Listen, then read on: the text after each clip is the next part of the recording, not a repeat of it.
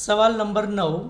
Plutonium 239ના વિખંડન ગુણધર્મો uranium 235 જેવા છે. અહીં આપણને આપ્યું છે પ્લુટોનિયમના વિખંડન ગુણધર્મો, મતલબ કે 239 પ્લુટોનિયમનું અગર વિખંડન થાય તો એના ગુણધર્મો લગભગ જે છે યુરેનિયમ જેવા જ છે. વિખંડન દીઠ વિમુક્ત થતી સરેરાશ ઉર્જા 180 મેગા ઇલેક્ટ્રોન વોલ્ટ છે.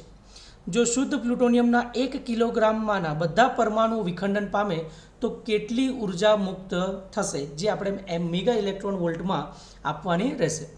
તો આ પ્રમાણે જ્યારે પણ આપણને દળના સ્વરૂપમાં આપેલું હોય કે 1 કિલોગ્રામમાં કેટલું, 63 ગ્રામમાં, 2 ગ્રામમાં, 3 ગ્રામમાં, તો એ સમયે આપણે યાદ રાખવાનું કે જે આપ્યું છે એનું ગ્રામ પ્રતિ મોલ જે છે એ જરા લખવાનું આપણે, કે જેમ કે પ્લુટોનિયમ 239 ગ્રામ પ્રતિ મોલમાં પરમાણુઓની સંખ્યા કેટલી. તો પ્લુટોનિયમનું દળ અને પરમાણુની સંખ્યા તો 239 આપ્યા છે, તો 239 ગ્રામમાં પરમાણુઓની સંખ્યા કેટલી, તો કે એવોગેડ્રો નંબર જેટલી. તો આપણને 1 કિલોગ્રામ માટે પૂછ્યું છે, તો 1 કિલોગ્રામ બરાબર 1000 ગ્રામ, તો 1000 ગ્રામમાં કેટલા પરમાણુ, તો 1000 ગુણ્યા 6 ગુણ્યા 1023 ભાગ્યા 239 કરતાં આપણને પરમાણુઓની સંખ્યા કેટલી મળે છે, 2.52 ગુણ્યા 1024 પરમાણુ.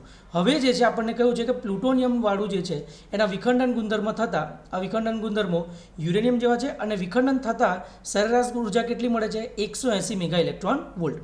તો હવે આપણે 1 કિલો માટે પરમાણુની સંખ્યા કેટલી મળી, 2.52 સમથિંગ. હવે એનો ગુણાકાર આપણે મુક્ત થતી ઉર્જા સાથે ગુણાકાર કરીએ તો આપણને વિખંડનવાળી ઉર્જા મળી જશે, કે એક પરમાણુના વિખંડન થતી ઉર્જા કેટલી છે, 180. તો 2.52 ગુણ્યા 1024 પરમાણુઓ માટે થતી ઉર્જા કેટલી, તો 180 ગુણ્યા નંબર ઓફ પરમાણુ.